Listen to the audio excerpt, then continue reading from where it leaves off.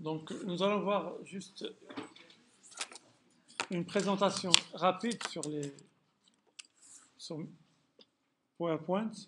Au démarrage, vous avez une présentation avec une seule diapositive. La création d'une nouvelle diapositive se fait par la touche Entrée, si vous cliquez ici, ou bien Accueil, nouvelle diapositive, ou bien bouton droit dans cette barre, nouvelle diapositive, ou bien sur une diapositive, bouton droit, nouvelle diapositive, dupliquer, ou bien copier-coller. Tout ça, ça permet de créer une diapositive. Mais la duplication, vous savez, c'est quoi? C'est copier-coller, c'est avoir une copie. Voilà, donc une fois vous faites ça, donc je vais sélectionner, ce que je viens de faire maintenant, c'est dessiner un rectangle pour supprimer les objets par défaut. Et on va commencer par l'insertion de quelques objets. On commence par la zone de texte. C'est bon?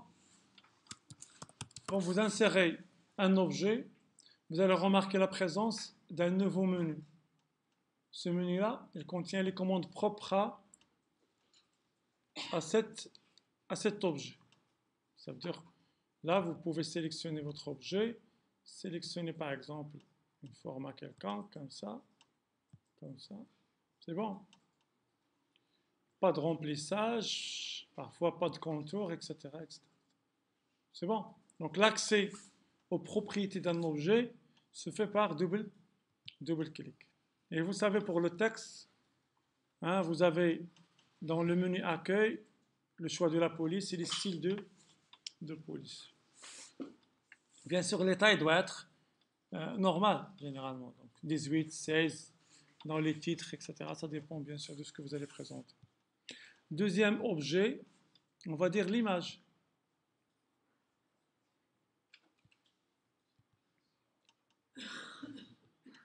C'est bon?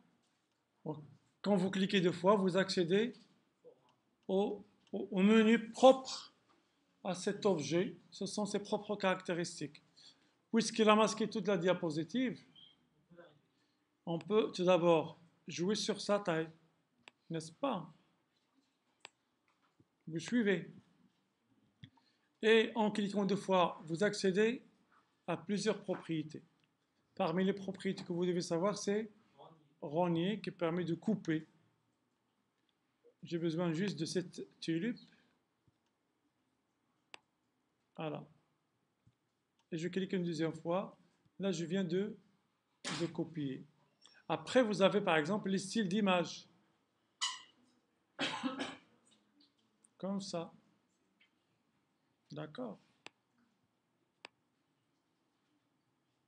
Et ainsi de suite.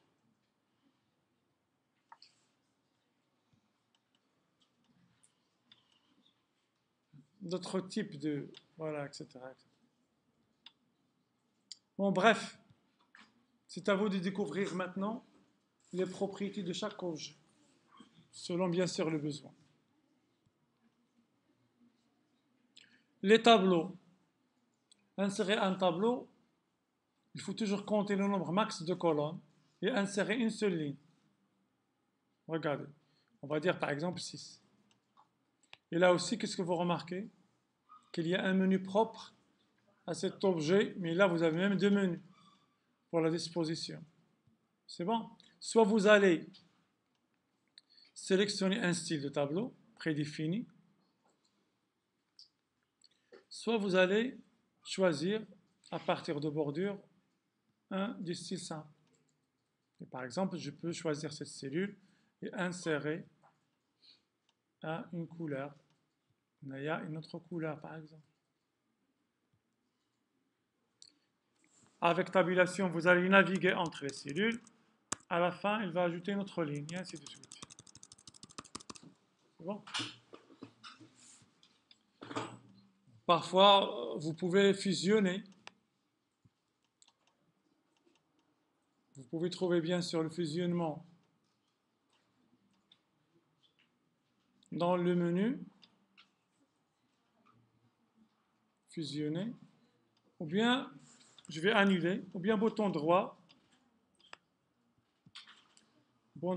et fusionner, et ainsi de suite. Bien noter que chaque objet il a ses propres propriétés. C'est vrai qu'il y a des propriétés qui sont communes, mais il y a des propriétés qui sont spécifiques à chaque objet.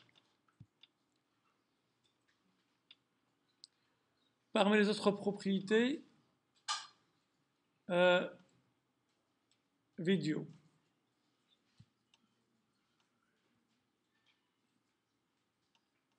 Donc là, vous avez encore des propriétés, n'est-ce pas? On va choisir encore cette propriété. Et deuxième menu, la lecture. Faites attention, s'il vous plaît, à cette étape. Vous avez ici début au clic. Ça veut dire quoi? Quand vous passez au diaporama, et devez cliquer pour lancer la vidéo. C'est bon? Sinon, vous allez choisir automatique. C'est-à-dire, si je suis dans la diapositive numéro 1, quand je passe à la 2, automatiquement, il va lancer la vidéo. Le problème que vous pouvez rencontrer, c'est que si la vidéo ne marche pas, pourquoi?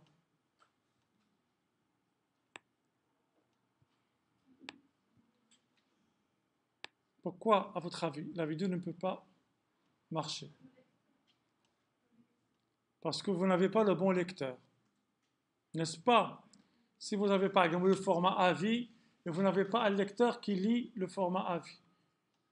Donc il faut vérifier tout d'abord le format de votre vidéo et chercher le lecteur approprié à ce format.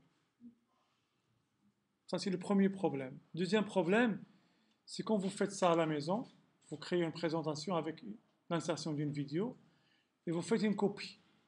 Vous avez un ordinateur fixe à la maison, vous avez travaillé votre présentation avec une ou bien plus qu'une vidéo. Vous avez copié la présentation PowerPoint. Quand vous faites cette copie, vous n'avez pas copié la vidéo. Vous avez juste copié la présentation. Qu'est-ce que vous devez faire? Vous devez copier la vidéo aussi. D'accord? En arrivant à l'autre ordinateur, vous devez refaire l'insertion à partir du nouveau endroit de fichier. Sinon, ça ne va pas marcher. Ce sont les deux cas que vous pouvez rencontrer. Soit vous n'avez pas le bon lecteur, soit vous n'avez pas le bon emplacement. Le bon emplacement.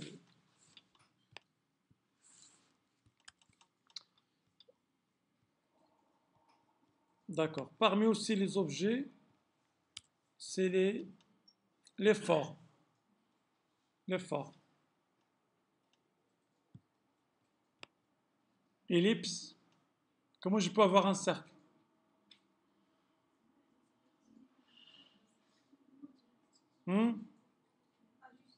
Cercle là, bon, pour avoir un cercle, vous devez ajouter, regardez, Shift. Quand j'appuie sur Shift, il devient un cercle. Quand je relâche, voilà. Ça marche. Même chose pour les rectangles et les carrés. C'est un rectangle, c'est un carré. Je combine la souris avec Shift. Ça marche? Pour avoir une ligne verticale, c'est toujours Shift. Vous voyez? Horizontale, verticale maintenant. Même chose.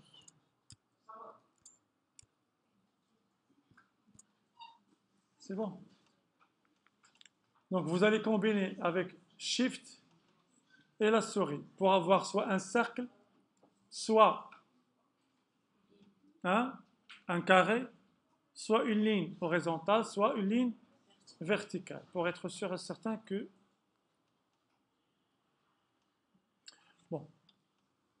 Toujours dans les formes, il y a des formes qui ne sont pas prédéfinies. N'est-ce pas?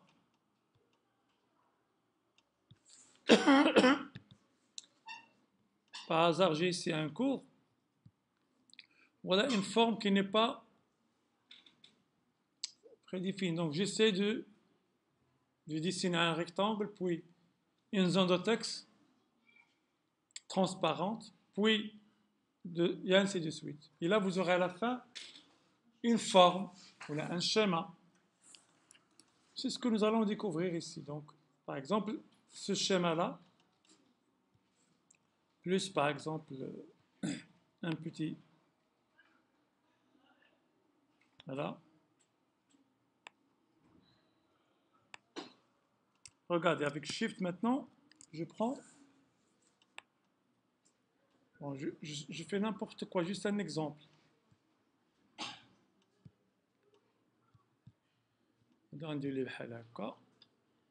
Hein?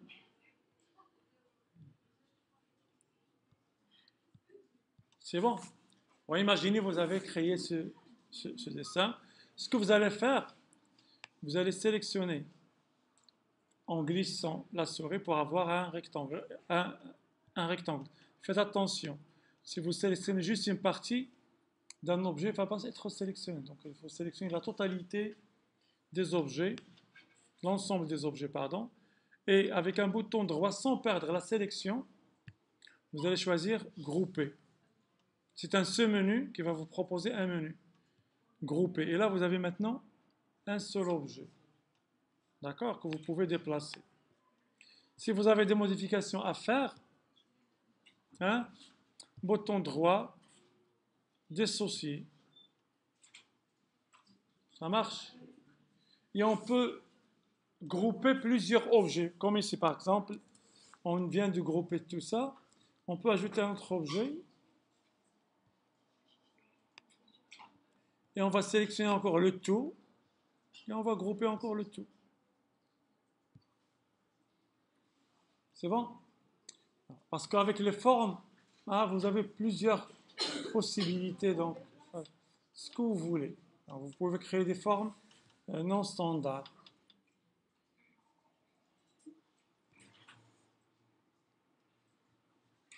Les numéros des diapos, c'est un objet aussi. Il va vous afficher une boîte de dialogue. Et là, numéro de diapositive. Et vous pouvez même ajouter un pied de page. Un texte qui va être répété dans toutes les diapositives. Et là, vous pouvez exclure ou pas la première page, la première diapositive. Bon, généralement, on n'affiche pas le numéro 1 dans la page de titre. C'est pour cela qu'on ne coche pas cette option. Partout, là, vous avez 1, 2, vous avez 3. Vous arrivez à voir, n'est-ce pas? Voilà. Et ainsi de suite, pour l'insertion des objets. Ça marche? On continue. Bon, nous allons voir maintenant les modèles. S'il vous plaît. Pour les modèles, ce que vous allez faire,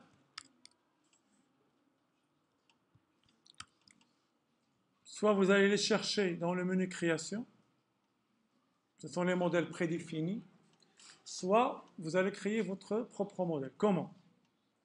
S'il vous plaît. Vous allez créer une présentation avec une seule diapositive. Allez vers affichage. Cliquez sur la commande masque de diapositive. On a combien de diapositives? Quand on clique sur masque, combien on a maintenant? Plusieurs. Mais ce sont des modèles. Bon, nous, on va se contenter d'un modèle général pour toutes les diapositives, à part la première. Et on va choisir la troisième, toujours. Je répète. Affichage, masque de diapositive, et je sélectionne la troisième.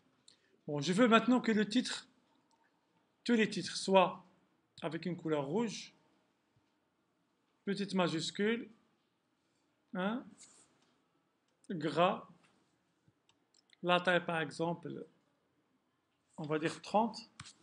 OK. Ce qu'on vient de faire maintenant sera appliqué à toutes les diapositives après, parce qu'on est dans la partie des modèles. Puis, côté mise en forme, vous avez plusieurs possibilités. Soit vous allez vers l'arrière-plan et vous choisissez une couleur d'arrière-plan, D'accord?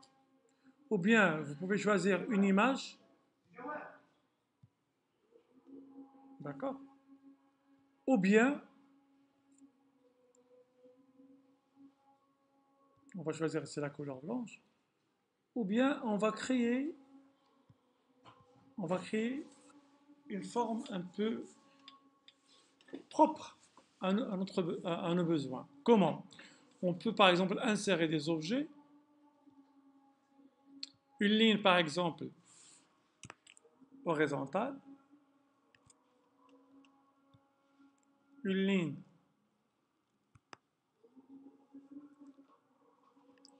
verticale, d'accord? On va insérer des objets quelconques. Alaykoum salam.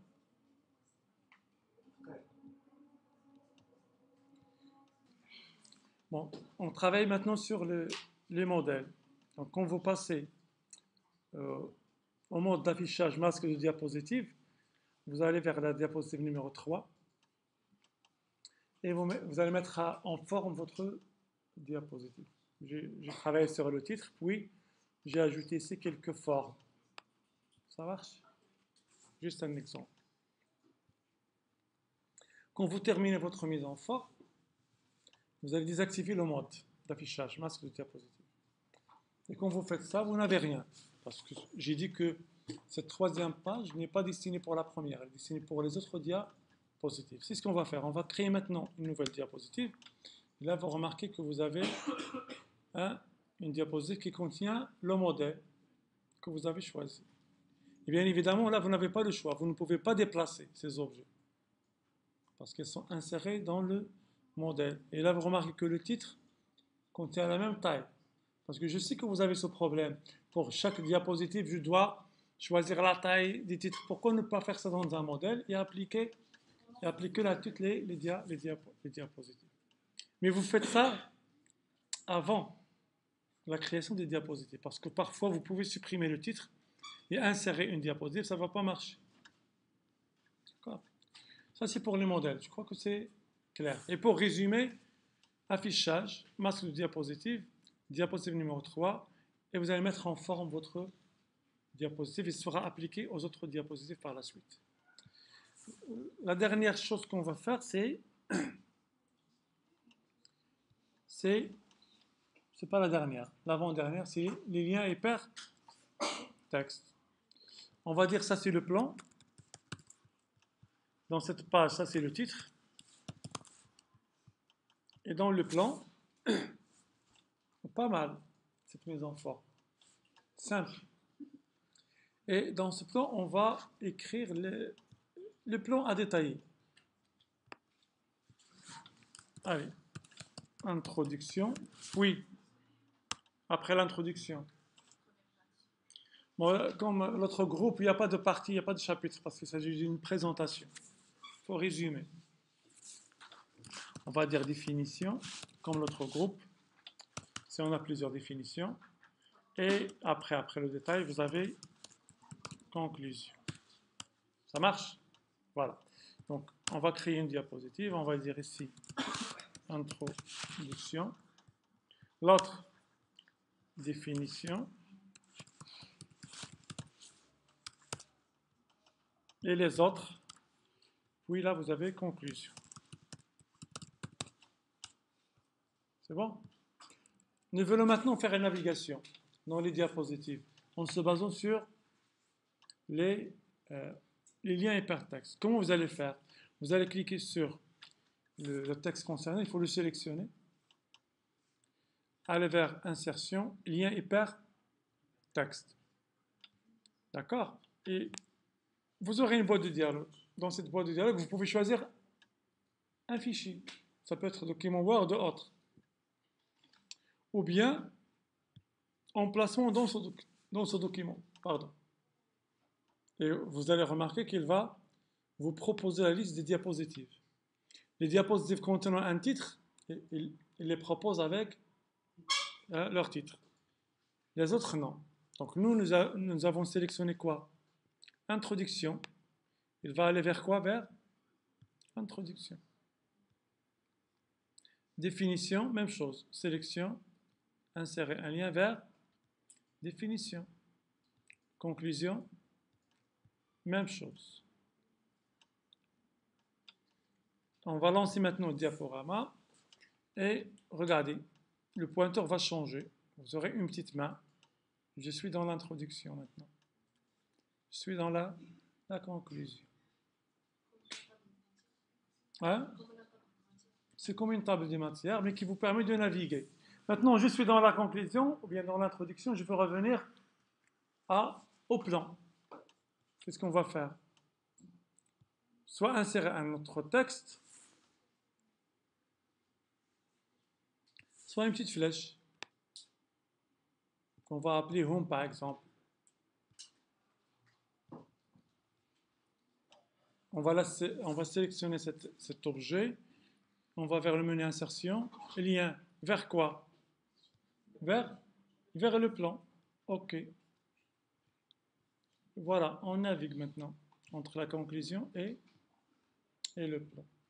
Donc si vous avez un cours, vous pouvez le faire comme ça. Bon, il n'y a pas que le texte, n'est-ce pas? Il y a la possibilité d'utiliser comme des boutons.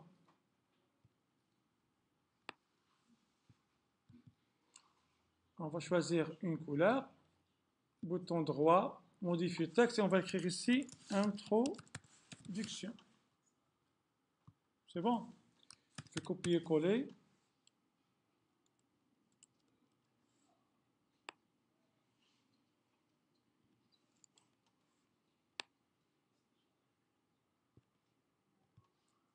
Ici c'est définition. Oui, ici c'est conc. Et on va faire la même chose. On va sélectionner maintenant, au lieu de sélectionner le texte, on va sélectionner le bouton. Ça devient comme un petit bouton. Insérer, un lien hypertexte vers l'introduction. Insérer vers conclusion. Même chose pour définition, bien sûr. On lance diaporama. Et là, quand vous pointez, vous avez une petite main. Et vous naviguez encore. D'accord? Je vais effacer tout ça. Et je vais le remplacer par une dernière démonstration basée sur des petits boutons, comme ça, des cercles. On va choisir une couleur quelconque. Et vous avez les effets, soit ombre, soit autre chose. D'accord? Ce bouton-là. Et on va insérer un texte.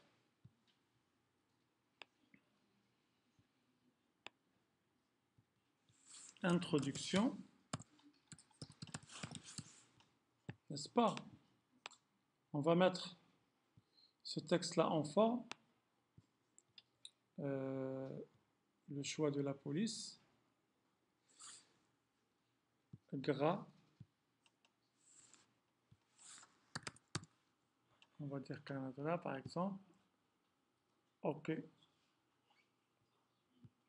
Petite majuscule. Et ainsi de suite. C'est bon? Choix des couleurs. Ça marche. Bon, si vous êtes satisfait, vous pouvez faire comme ça. Bouton droit, grouper. Et on va copier. Bon, par exemple, on peut faire un petit décalage comme ça. Ça sera définition.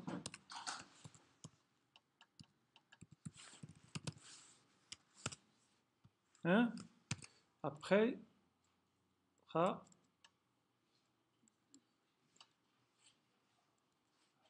conclusion. C'est bon? Qu'est-ce qu'il reste à faire maintenant? Les liens. Soit au niveau texte, soit au niveau des boutons. Mais puisqu'on a créé un groupe d'objets, il faut faire attention. Il faut sélectionner le bouton. Vous cliquez 2 fois, comme ça, en cliquant une fois, puis une deuxième fois, pour accéder à l'objet bouton. Et la même chose, ce sera lien hypertexte vers l'introduction, et lien hypertexte vers la conclusion. Et là, vous aurez, hein, c'est comme un petit didacticien, n'est-ce pas? Ça marche? Voilà, ça sera la dernière présentation des liens hypertextes. Et nous allons maintenant vers les animations. Les animations consistent à animer des objets. Là, on ne va pas s'attarder donc à travailler sur un exemple. Bon, souvent, on cache quelque chose, comme ici. Donc, si nous prenons le cas de cette présentation, voilà, remarquez qu'il y a, j'ai du texte ici, qui n'appartient pas à la diapositive. Et pendant l'explication, je fais apparaître un texte ou une image. C'est pour l'explication. N'est-ce pas? On va voir comment. Bon, au lieu d'écrire des textes, on va prendre juste un objet quelconque. On va le placer n'importe où. Ici, par exemple. Vous le sélectionnez, vous allez vers A, animation. Bon, soit vous allez l'animer avec ces animations que vous savez, hein, sortie brusque, estomper, disparaître, etc. Ou bien vous allez vers les trajectoires. Les trajectoires, vous avez plusieurs façons. Par exemple, une ligne en haut, ou bien en bas, à gauche, etc. Ou à droite, comme ça. OK. D'accord? Donc ça veut dire qu'il va déplacer cet objet à droite. Quand est-ce qu'il va faire ça? Quand vous cliquez. Maintenant, on n'a rien, mais quand je clique, il va le déplacer. Bien sûr, on peut faire plus que ça avec PowerPoint. Je me rappelle très bien, j'étais en 98, je crois, on a fait l'animation, ce qu'on appelle le token ring dans les réseaux. Ça veut dire quoi? On fait tourner un jeton dans plusieurs ordinateurs. Et tout ça se fait par, hein, on fait masquer, afficher, et nous on a l'impression qu'il y a un jeton qui tourne entre les ordinateurs. C'est juste grâce à l'animation. Bon, à l'époque, il n'y avait pas assez d'animation pour les token rings. C'est bon? Donc, vous avez beaucoup d'animations. Je vous laisse les découvrir, soit pour le texte, soit pour les objets. Pour les transitions, c'est l'animation des diapositives. C'est-à-dire comment vous allez animer la diapositive au passage d'une diapositive à une autre diapositive. Alors, voilà, vous avez ici plusieurs. Zoom, par exemple, comme ça. Il sera appliqué juste à la première diapositive qui est sélectionnée, mais pas aux autres. D'accord? Pour appliquer à tout, hein, vous allez choisir appliquer partout. Et là, je crois, je n'ai pas appliqué on va choisir là, ça, et on va l'appliquer partout. C'est-à-dire que vous avez la possibilité d'appliquer différentes transitions à beaucoup de diapositives, ou bien appliquer la même transition à toutes les diapositives. C'est bon? Parfois, vous trouvez des pages qui tournent comme ça, etc. Donc, c'est ce qu'on a.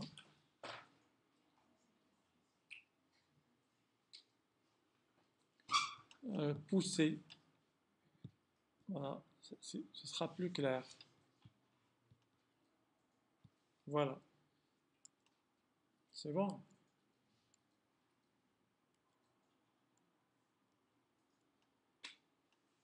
Ça marche? Voilà, ça sera tout pour cette présentation.